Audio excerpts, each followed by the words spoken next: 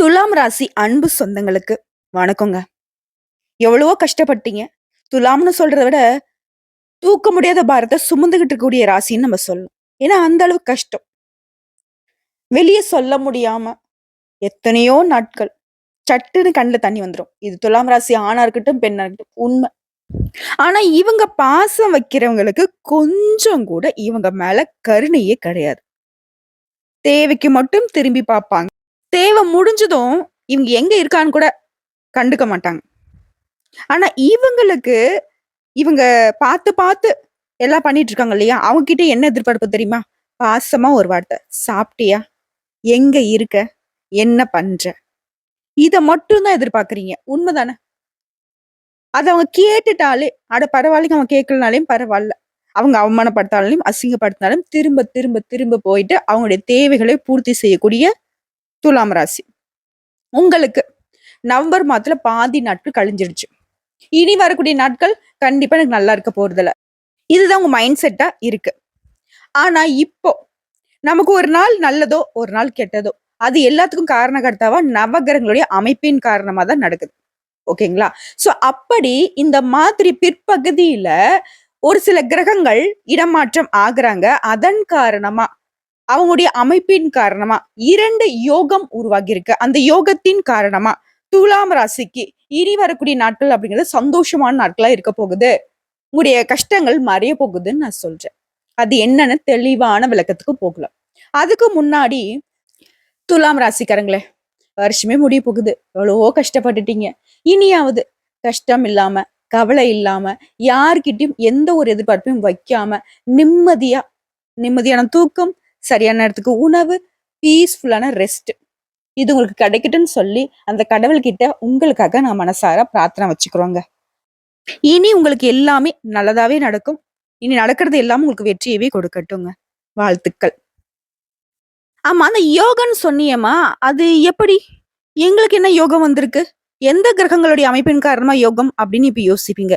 யோகம் அது உங்களுக்கு அமோகம். எப்படின்னா, கும்ப ராசியில சனி பகவான் பயணம் பண்ணாரு. அவர் வந்து வக்ர நிவர்த்தி அடைஞ்சிருக்கிறதுனால. ஓகேங்களா? அவர் வக்ர நிவர்த்தி அடைஞ்சிருக்கிறதுனால சஷயோகம் உருவாகியிருக்கு. அதே மாதிரி சூரிய பகவான் விருச்சிக ராசிக்கு பேச்சாகி இருக்காரு. அதே இடத்துல புதன் பகவானும் இருக்கிறதுனால, அது புதன் பகவானும் சூரிய பகவானுடைய இந்த சேர்க்கை அப்படிங்கிறது புதாதிய ராஜயோகத்தை உருவாகி இருக்கு. இந்த 2 ராஜயோகம் தான் உங்களுக்கு நல்ல காலத்தை கொடுத்திருக்கு. அதே மாதிரி ஒரு சில கிரகங்கள் வந்து தன்னுடைய இடத்தை வந்து மாத்தி இருக்காங்க. இப்ப எந்தெந்த கிரகங்கள் எந்தெந்த ராசியில் இருக்காங்கிறத பார்க்கலாமா? திருக்கணித பஞ்சாங்கத்தின்படி நவகிரகங்களுடைய சஞ்சாரத்தை வச்சு பாக்குறப்போ சூரிய பகவான் விருச்சிக ராசியில இப்ப இருக்காரு. அதே விருச்சிக ராசியில தான் ஆல்ரெடி சூரிய பகவான் கூட புதன் பகவானும் சேர்ந்து இருக்காரு.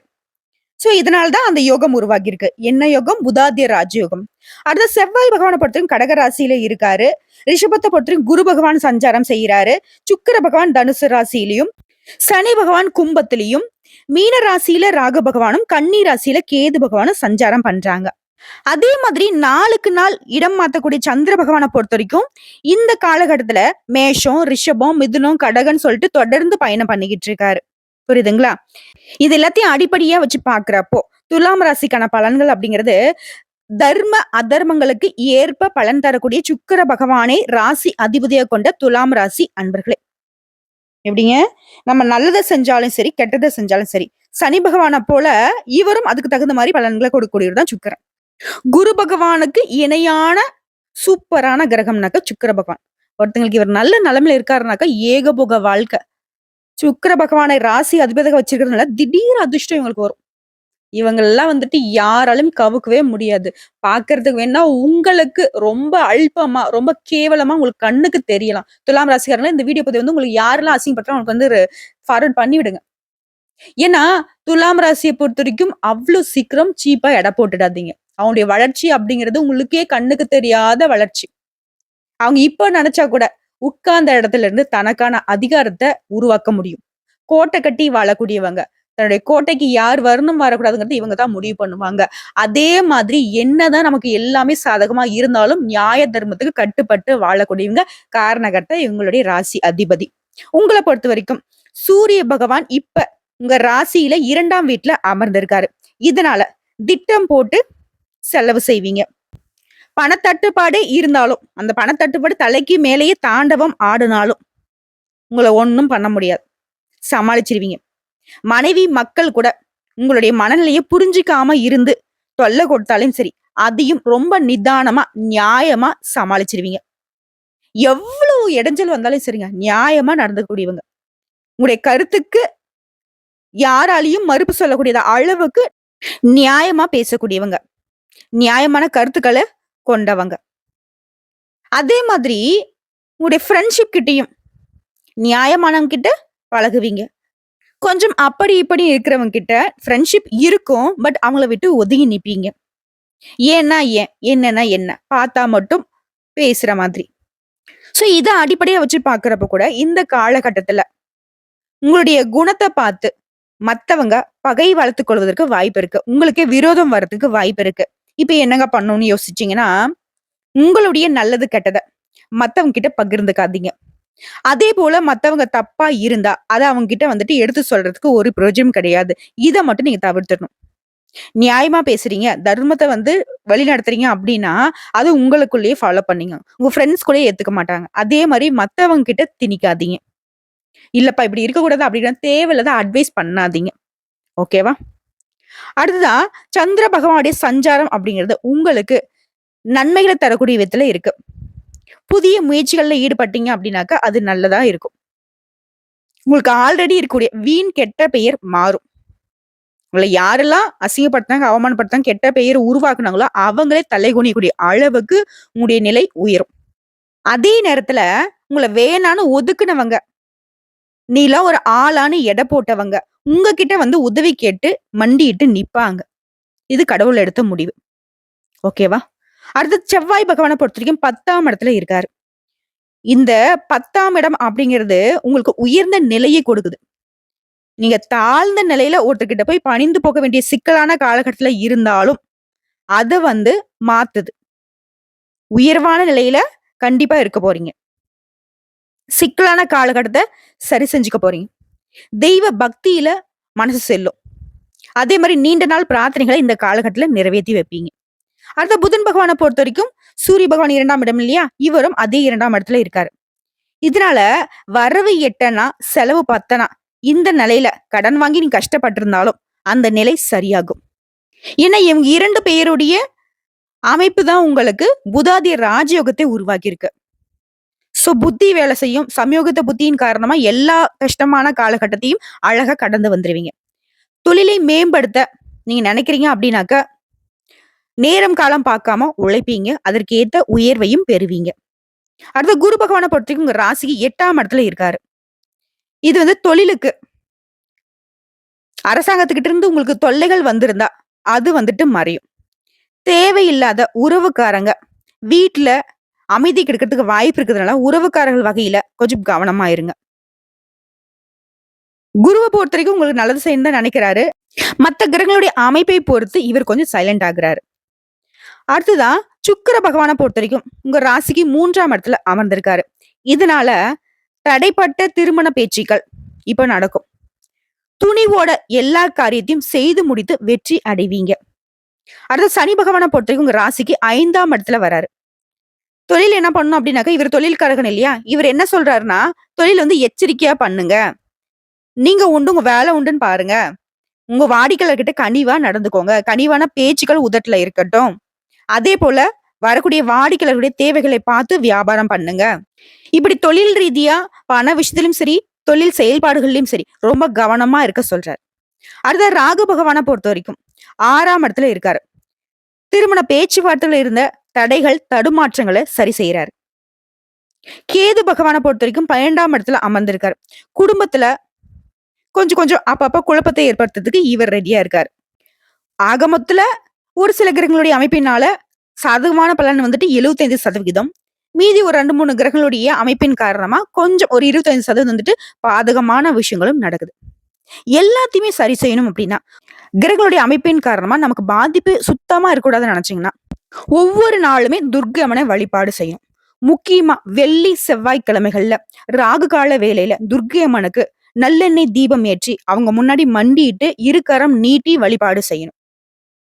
இதனால கிரகங்களுடைய பாதிப்புல இருந்து முழுசா நம்மள வந்து தற்காத்துக்க முடியும். அதற்கு இவங்க பொறுப்பேற்கிறாங்க.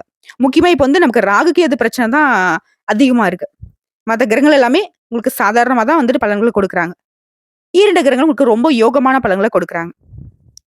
இப்ப இந்த ராகு கேது பிரச்சனை சரி செய்யணும்னாக்க, முக்கியமா ராகு கால வேளையில துர்க்கை அம்மனுக்கு விளக்கு போடணும். மேலும் சொல்லணும்னா, துலாம் ராசிய பொறுத்தவரைக்கும் இந்த நேரங்கள்ல உங்களுடைய பணியிட சூழல் மற்றும் குடும்பத்துல மகிழ்ச்சியான சூழ்நிலை நிலவும்.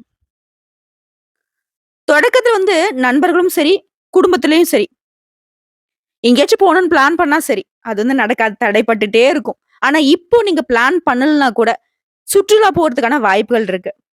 குடும்பத்தோடயும் சரி, நட்பு வட்டாரத்திலயும் சரி, ரொம்ப ஜாலியா என்ஜாய் பண்ணக்கூடிய காலகட்டமா அமையுது. புதிய புதிய வாய்ப்புகள் கிடைக்கும் உங்களுடைய வேலை தொடர்பா. வேலையே இல்ல. சரியான வேளாண்மை இல்ல மேடம். இருக்கிற வேலையும் வந்து பாத்தீங்கன்னா, போதுமான வருமானம் இல்லன்னு நினைக்கிறவங்களுக்கு, நீ எதிர்பார்த்த வருமானத்தோட ஒரு நல்ல வேலை கிடைக்கும். வேலையே இல்லன்னு சொல்றவங்களுக்கு, உங்களுடைய முயற்சிக்கு ஏற்ற ஒரு நல்ல வேலை கிடைக்கும். ஆனா பொறுமையா கடைபிடிக்கணும். அப்ளை பண்ணிட்டு, "அட வரல விடுங்க. நமக்கெல்லாம் கிடைக்காது." இப்படி எந்த ஒரு அப்டேட்டும் இல்லாம இருக்கக்கூடாது.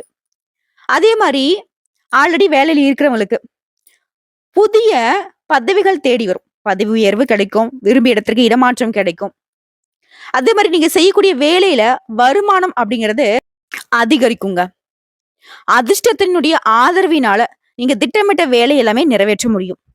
நீங்க எப்பயோ செஞ்சு வச்ச முதலீடுகள் கூட இப்போ உங்களுக்கு லாபத்த கொடுக்கும். வியாபாரத்த விரிவுபடுத்த நினைக்கிறீங்களா? கண்டிப்பா விரிவுபடுத்துவீங்க. ஆனா அதுல வந்து கூடுதல் கவனம் தேவை. சொத்து வாங்குவீங்க. உங்களுடைய பல நாள் கனவு நனவாகும். குறிப்பா பெண்களுக்கு அதிர்ஷ்டகரமான காலகட்டம். நினைச்சதெல்லாம் நடக்கும். பொன் பொருள் சேர்க்கைக்கு வாய்ப்பு இருக்கிற மாரியே நகை நட்டு வாங்கி சந்தோஷப்படுவீங்க. ஆடை ஆபரண சேர்க்கைக்கு வாய்ப்பு இருக்கு. அதே போல குடும்பத்துல சுப நிகழ்ச்சிகள் நடக்கும். அது உங்களுடைய தலைமையில. உங்களுடைய எண்ணங்கள் எல்லாமே உங்களுடைய குடும்ப உறவினர்களால ஆதரிக்கப்படும். குறிப்பா இந்த காலகட்டத்துல உங்களுடைய சௌகரியங்களை அதிகரிப்பதற்கான உங்களுக்கு விருப்பமான பொருட்கள் எல்லாமே வாங்கி மகிழ்வீங்க. குடும்பத்துல இருக்கிறவங்களுடைய தேவைகள் எல்லாமே பூர்த்தி செய்யக்கூடிய காலகட்டம். உங்கள பொறுத்தவரைக்கும் நிதி நிலைய தான் குறிப்பா பேசணும். கூலி வேலை செய்றவங்கள்ல இருந்து என்ன நீங்க வேலை செஞ்சாலும் சரி, பொருளாதார ரீதியா உங்களுக்கு ரூ. 1 வருமானம் வரணும் நீங்க எந்த தொழில்ல ஈடுபட்டாலும் துலாம் ராசிக்கு இந்த காலகட்டம் ரொம்பவே அற்புதமா இருக்கு. அந்த அளவுக்கு நவகிரகங்களுடைய அமைப்பு உங்களுக்கு சாதகமா இருக்கு. பண விஷயத்துல சிறிதளவு உங்களுக்கு குத்தம் குறைகள் கிடையாது. கடன் பட்டிருக்கீங்க. கடன் கழுத்த நெரிக்கிற அளவுல இருந்தாலும் சரி, அதை சமாளிக்கக்கூடிய விதத்துல உங்களுக்கு பண வரவு உண்டு. ஓகேவா? அதே மாரி உங்க பணம் வெளியில மாட்டிருந்தாலும் அந்த பணம் உங்களுக்கு திரும்ப கிடைக்கிறதுக்கான வாய்ப்புகள் அதிகம். உங்கள பொறுத்தவரைக்கும் இந்த காலகட்டத்துல அதிர்ஷ்டமான நிறம்ங்க. பச்சை நிறம். அதிகமா பச்சை நிறத்த பயன்படுத்துங்க. அதிர்ஷ்டம் உண்டாகும். அது மட்டும் இல்லாம அதிர்ஷ்டம் நிலைக்கும். பணவரவு குறைவே இருக்காது. செலவுகள் கட்டுக்குள்ள வரும். திருமண வயதுல இருக்கவங்களுக்கு வரன் தேடி வரும். அது உங்களுக்கு விருப்பமான வரனே அமையும். கணவன் மனைவிக்கு இடையே இருந்த கருத்து வேறுபாடுகள் மறைந்து ரொம்பவே அந்யோன்யமா இருக்க போறீங்க. அலுவலகத்துல இதுவரைக்கும் உங்களுக்கு இருந்து வந்த நெருக்கடிகள் விலகும். உற்சாகமா செயல்படுவீங்க. உற்சாகமா வளம் வர போறீங்க. புதுசா வேலைக்கு முயற்சி செய்றவங்களுக்கு சாதகமான பதில் கிடைக்கும். வியாபாரத்துல நீங்க எதிர்பார்த்தபடி நடக்கும். கடைய வேற இடத்துக்கு மாத்தணும்னு நினைக்கிறீங்களா? இப்ப நீங்க செய்யலாம். அதுக்கு ஏற்ற மாதிரியான இடம் அமையும். குடும்பத்தை ஆளும் பெண்களுக்கு மகிழ்ச்சியான காலகட்டம். அக்கம் பக்கம் இருக்கிறவங்க எல்லாம் வந்து உங்களுக்கு ஆதரவா இருப்பாங்க. அந்த அளவுக்கு குடும்பத்துல மகிழ்ச்சியான சூழ்நிலை நிலவுது. வேலைக்கு செல்லக்கூடிய பெண்களுக்கு அலுவலகத்துல உற்சாகமான சூழ்நிலை காணப்படும். சொன்னல பெண்களுக்கு ரொம்ப அதிர்ஷ்டமான காலகட்டம். உங்களை பொறுத்த வரைக்கும் அதிர்ஷ்டமான எண்ணுங்க 2, 4. நீங்க வழிபட வேண்டிய தெய்வம் துர்க்கை அம்மனுடன் சேர்த்து ஸ்ரீ ராமபிரானை வழிபாடு செய்ய முக்கியமா அனுதினமும் உங்க வீட்டு பூஜை அறையில பூஜைகள் செய்து தீபம் ஏற்றி 27 முறை ஜெய் ஸ்ரீராம்னு சொல்லிட்டு ராமபிரானுடைய நாமத்தை சொல்லிட்டு ஓம் துர்க்கை அம்மனை போற்றி போட்டுன்னு துர்க்கை அம்மனுடைய நாமத்தையும் 27 முறை சொல்வதன் காரணமா நீ நினைச்ச காரியங்கள் கைகூடும். இப்போ என்னென்ன கஷ்டங்கள் இருக்கோ இனி என்னென்ன கஷ்டங்கள் வருமோ அது எல்லாமே சரியாகும். வந்த கஷ்டங்கள் கரைந்து போகும். வரக்கூடிய கஷ்டங்கள் விலகி போகும். கடவுள் உங்களுக்கு துணை வருவாங்க. ஒரு சிலர் வந்து பாத்தீங்கன்னா கடவுள் இல்ல அப்படிலாம் எதுவுமே எனக்கு நல்லதா நடக்கல. ஆனா ஒரு பாயிண்ட்ல யோசிங்க. நீங்களும் ஒரு நாள் கடவுளை நம்பி இருப்பீங்க. அந்த அளவுக்கு கடவுள் வந்து குடுத்திருப்பாங்க. இப்போ நீங்க மனசு வெறுத்து போயிருக்கீங்க அப்படின்னாக்கா உங்களுடைய தனிப்பட்ட ஜனன ஜாதகத்தை வச்சு பார்க்கணும். நம்ம சொல்லக்கூடிய அனைத்து தகவல்களும் பொது பலன்கள். உடைய தனிப்பட்ட ஜனஜாதகத்தை வச்சு பாக்குறப்பதான் அதுல ஏதாவது வந்துட்டு முன்னுக்கு பின் முரணா இருக்கா, ஏன் இப்படி நடக்குதுங்கிறத நம்ம துல்லியமா கணிக்க முடியும். அதுக்கான பரிகாரத்தையும் சொல்ல முடியும். அப்படி வந்துட்டு பார்க்க விருப்பம் இல்லாதவங்க, இந்த மாதிரி நம்ம ஒரு தெய்வங்கள வந்து வழிபாடு செய்றோம் இல்லையா? கண்மூடித்தனமா கடவுள நம்பிட்டு வழிபாடு செய்யுங்க. கண்டிப்பா நல்லது நடக்கும். ஒரு விஷயம் தான். கடவுளே என்னுடைய நல்லது கெட்டதுக்கு நீ தான் பொறுப்பு. நான் உன்கிட்ட ஒப்படைச்சுட்டேன். எனக்கு நல்லது நடந்தாலும் நீ தான் பொறுப்பு. எனக்கு கெட்டது நடந்தாலும் நீ தான் பொறுப்பு. இத மட்டும் ஃபாலோ பண்ணி பாருங்க. எப்படி உங்க வாழ்க்கையில மாற்றம் வராம போகுங்கிறத நம்மளும் பார்க்கலாம். பக்திய உண்மையா வைக்காம, பக்திய வந்துட்டு சந்தேகப்பட்டுக்கிட்டு, பக்தி மார்க்கத்தோட இருக்கிறவங்கள தவறா பேசிக்கிட்டு, இதனால ஒரு பிரயோஜனமும் கிடையாது. யார் என்னன்னு தெரியாதவங்களே வந்துட்டு இவ்ளோ மோசமா பேசுற அளவுக்கு உங்களுக்கு கடவுள் வந்து உங்களுக்கு மனசே இல்லாம படைச்சுட்டாரா? இல்லல்ல. நம்ம மனுஷங்க தானே. அன்புக்கு தானே அடிமையா இருக்கோம். வலிக்குதுல்ல. அன்பு இருக்கிறதுனால தான் உங்களுக்கு வலிக்குது. அன்பு இருக்கிறதுனால தான் இவ்ளோ கோவப்படுறீங்க. கடவுள் அப்போ உங்களுக்குள்ள இருக்காருங்கிறத உணர்ந்துக்கோங்க. இது வந்து பார்த்தீங்கன்னா, தப்பா பேசுறவங்களுக்காக மட்டும் தான். நம்ம எல்லாரும் கடவுள் துணை இருக்காங்கிறத நம்புறதுனால மட்டும் தான் ஒவ்வொரு நாளையும் கடந்து போயிட்டு இருக்கோம். கடவுள நம்புங்க. கடவுள தவிர்த்து வேற யாரும் உங்களுக்கு துணை வரமாட்டாங்க. இந்த வீடியோ பதிவு உங்களுக்கு பிடிச்சதுனாக்க, நம்ம வீடியோக்கு ஒரு லைக் பண்ணுங்க. மறக்காம நம்மளுடைய வாராகி அம்மன் ராசி பலன் சேனல சப்ஸ்கிரைப் பண்ணி, பக்கத்துல இருக்க பெல் ஐகான கிளிக் பண்ணி வச்சுக்கோங்க. மேலும் பிடிச்சது அப்படின்னாக்கா, உங்க ஃப்ரெண்ட்ஸ் அண்ட் ஃபேமிலிக்கு ஷேர் பண்ணுங்க. இதை தாண்டி ஏதாவது தகவல்கள் தேவைப்பட்டுச்சுன்னா கமெண்ட் பாக்ஸ்ல பதிவிடுங்க. உடனடியாக பதில் தெரிவிக்கப்படும். நல்லதே நடக்கும்.